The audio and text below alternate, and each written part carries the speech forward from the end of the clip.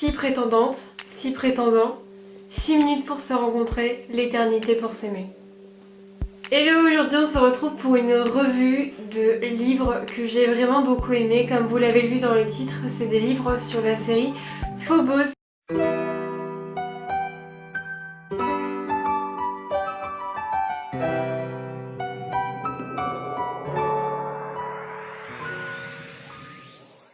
Alors déjà pour commencer, la saga est composée de 5 tomes ici présents. Vous pouvez remarquer qu'entre 2 tomes, il y a parfois une grosse différence de pages et les pages augmentent au fur et à mesure que les livres avancent et c'est pour le plus grand bonheur du lecteur. Disons que dès le premier livre, on est vraiment plongé dedans, on est à fond dans l'histoire et le fait qu'il y ait plus de pages nous donne vraiment plus envie de lire car on se rend compte que l'intrigue est plus longue, plus grande, plus intéressante à suivre. Alors en fait l'ensemble de ces livres vont être basés sur une sorte de télé-réalité qui va se passer.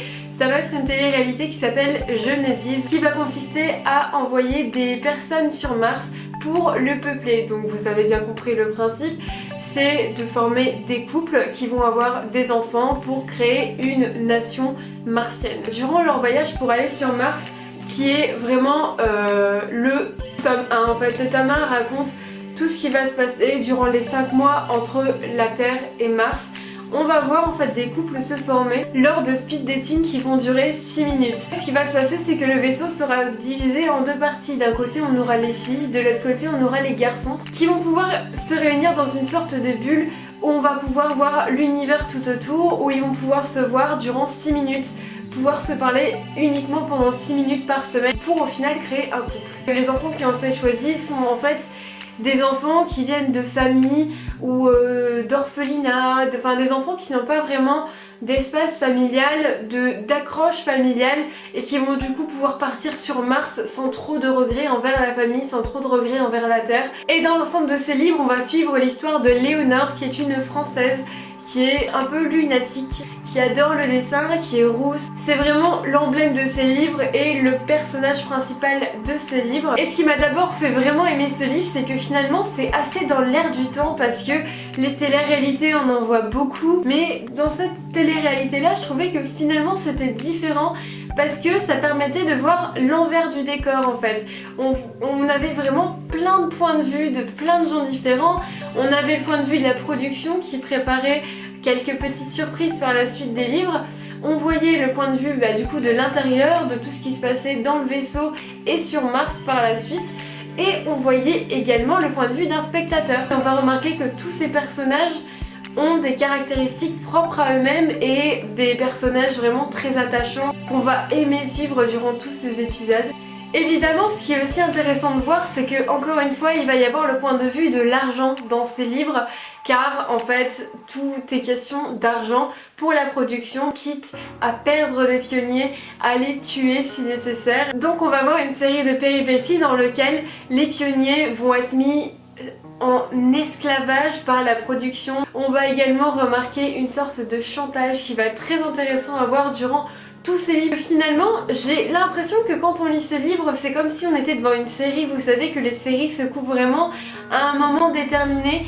Et là, j'avais l'impression quand je lisais par exemple en permanence que quand il sonnait, en fait j'étais presque dégoûtée de ne pas connaître la suite et de ne pas savoir ce qui allait se passer ensuite parce que tous les chapitres ramenaient à un nouveau problème, à de nouvelles solutions, à de nouvelles péripéties qui entraînent vraiment dans le livre et je les ai vraiment dévorées du début du livre à la fin du livre. On va vraiment être presque mis dans la peau des personnages qui vont être au périple de leur vie, qui vont être au périple de tout ce qui va leur arriver et on peut s'identifier à eux car ce sont des personnes très jeunes qui viennent de divers endroits différents, divers milieux différents, qui ont des caractéristiques physiques, psychologiques, mentales différentes et tout le monde peut trouver un personnage qui lui ressemble dans cette série. Donc comme je vous l'ai dit, le premier tome ici et il est trop tard pour regretter. Dans ce tome on va voir le voyage de la Terre à Mars et également quelques petits éléments qui vont permettre à Léonore de comprendre que la production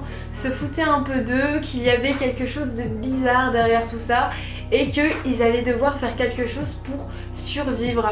Dans le deuxième tome ici qui s'appelle Il est trop tard pour oublier, on va vraiment commencer à voir comment se déroule l'intrigue. Au début du livre, on voit l'atterrissage sur Mars et on va commencer à comprendre qu'ils sont vraiment en danger de mort.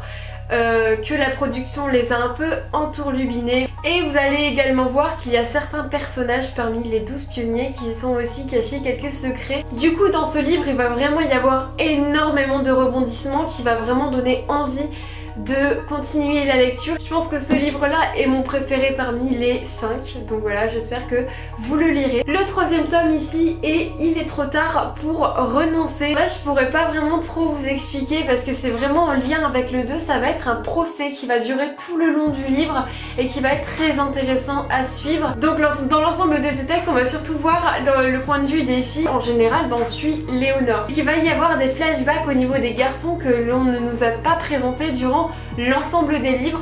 C'est pour ça qu'il y a ici le livre Phobos Origine qui concerne les garçons, qu'il va falloir lire en parallèle de celui-ci quand il va y avoir un flashback. Dans ce livre, il va y avoir l'ensemble des interviews qui va se passer pour montrer comment sont sélectionnés les garçons, et à travers de ça on pourra savoir également comment ont été sélectionnées les filles.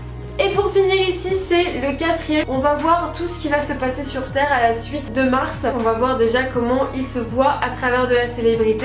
On va voir l'ouverture de leur chaîne YouTube, voilà, parce qu'ils ont des chaînes YouTube aussi. Et on va aussi voir un vrai procès. On va finalement voir comment la chaîne Genesis va prendre fin et comment il va y avoir une vraie résolution et comment ils vont vraiment reprendre leur vie en main. Donc finalement je les ai aimés parce que il n'y a jamais vraiment de blanc dans ces livres, il y a toujours un événement qui se passe pour en rattraper un autre et on n'est jamais vide, on n'a jamais envie de fermer le livre, il faut toujours qu'on sache la suite. C'est, comme je vous ai dit, les meilleurs livres que je n'ai jamais lus.